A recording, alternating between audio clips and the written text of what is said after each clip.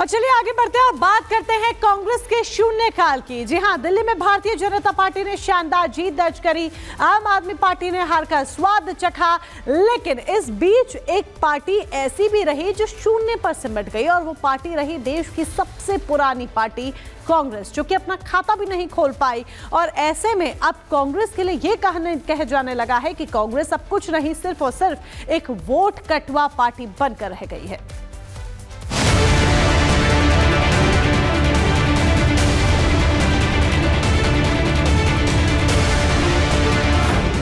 कांग्रेस ने डुबाई आम आदमी पार्टी की लुटिया। दिल्ली चुनाव में वोट कटवा बनी कांग्रेस।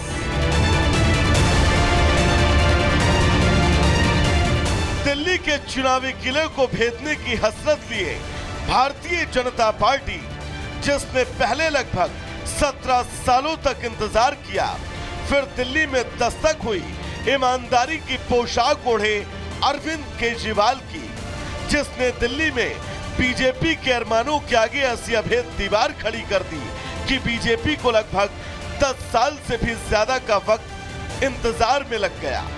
लेकिन झूठ के तड़कों से तैयार की गई आम आदमी पार्टी की सरकार, जो इन चुनावों में ऐसा जमीन पर आई जैसे कि गुरुत्वाकर्षण के कारण न्यूटन का सैद्धांतिक सेब जमीन पर गिरा था। लेकिन दिल्ली के विधानसभा चुनाव, जो परायों से ज्यादा अपनों के दगा से दर्द से चीखते हुए दिखाई दिए, चुनावी नतीजों के बाद केजरीवाल सामने तो आए, लेकिन केजरीवाल के माथे पर शिकन और शिकवे की वो लकीरें साफ नजर आ रही थी, जिसकी शायद केजरीवाल को पहले से ही उम्मीद थी।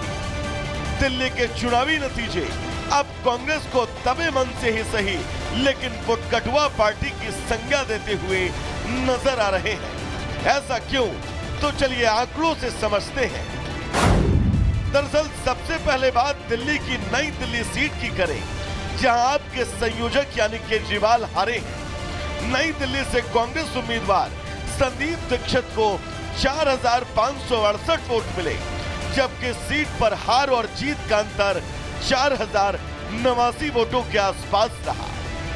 आगे अगर बात जंगपुरा की करें, तो यहां के कांग्रेस उम्मीदवार फरहाद सूरी को 7350 वोट मिले, जबकि आम आदमी पार्टी के उम्मीदवार मनीष सिसोदिया को 675 वोटों से ही हार का सामना करना पड़ा।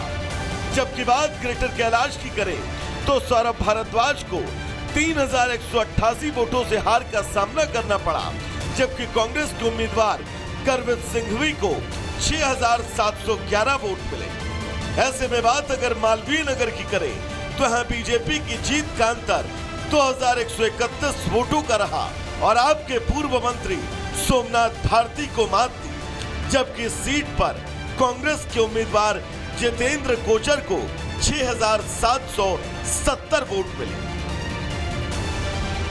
ऐसी ये सिर्फ 4 नहीं, जबकि लगभग 8 विधानसभा सीटें और हैं, जहां कांग्रेस ने आम आदमी पार्टी की न सिर्फ हार की नींव खोदी, बल्कि आपको हार के उस गड्ढे में समाहित भी कर दिया। और यही वजह है कि अब कांग्रेस को वोट कटवा जैसे विशेषणों की बौछार का सामना करना पड़ रहा है।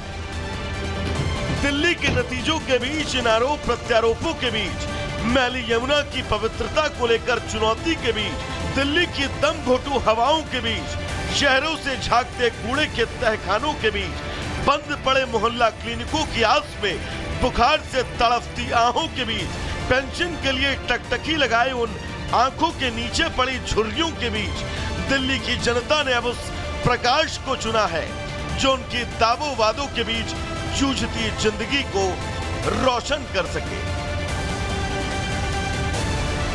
Bureau report, Republic Bharat.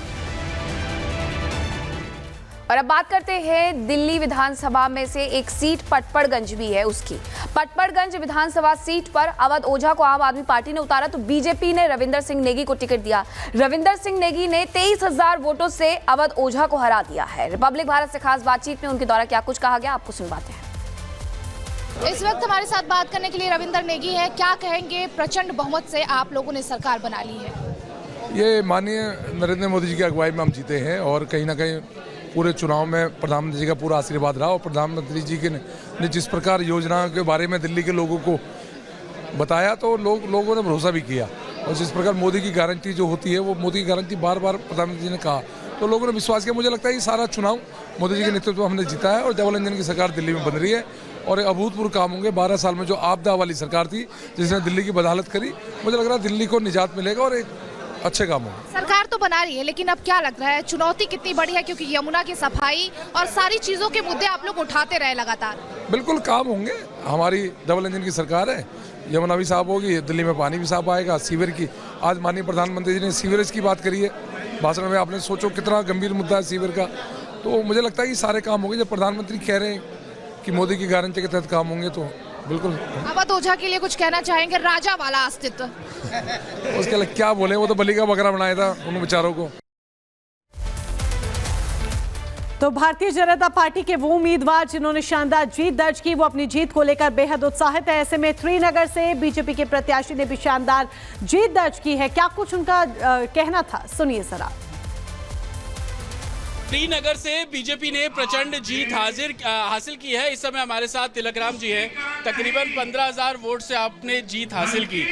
लोगों के बीच में आप जा रहे हैं, किस तरीके का रिस्पांस मिल रहा है, क्या कुछ प्राथमिकता रहने वाली है श्रीनगर के लिए? देखिए, मैंने कोविड के अंदर जनता के अंदर इतना काम किया। 2020 हारने के बाद मैंने लगातार 1.25 महीने के बाद कोविड लग गया था। मैंने लगातार 5,000 आदमियों का भोजन 25 की डेली देता था, 11 किलो की ऑक्सीजन, काढ़ा और जो भी समस्या होती थी मैं क्षेत्र के लिए लगातार करता रहा हूँ मैं। और जनता का मैं 5 साल निगम पार्षद रहा हूँ, जनता का प्यार मुझे मिला है। ठीक है, मैं 2020 में हार गया था, हारने के बाद लगातार मैंने क्षेत्र में सेवा की है और मुझे जनता ने इतना प्यार दिया है। मुझे बहुत ही अच्छे, मैं 11,000 10,000 कुछ हारा था, आज मैं 16,000 की जीत दर्ज की है। जनता का बहुत ही, मुझे भाइयों का बड़ा प्यार मिला और टिकट भी मेरी भाइयों का जो प्यार था उसी ने टिकट दिलाई है मुझे, उसी प्यार ने मुझे जिता करके भेजा। दफ्तर आप आए, शीर्ष नेताओं से मुलाकात हुई, क्या कुछ कहना था? नहीं, मैं थोड़ा लेट हो गया था, अभी मैं लेट हो गया, अभी मिलूंगा इसलिए। अभी माननीय प्रधानमंत्री मोदी से मिले थे अभी रैली के अंदर, बहुत अच्छा रिस्पॉन्स था, बड़ा हमें आशीर्वाद दिया।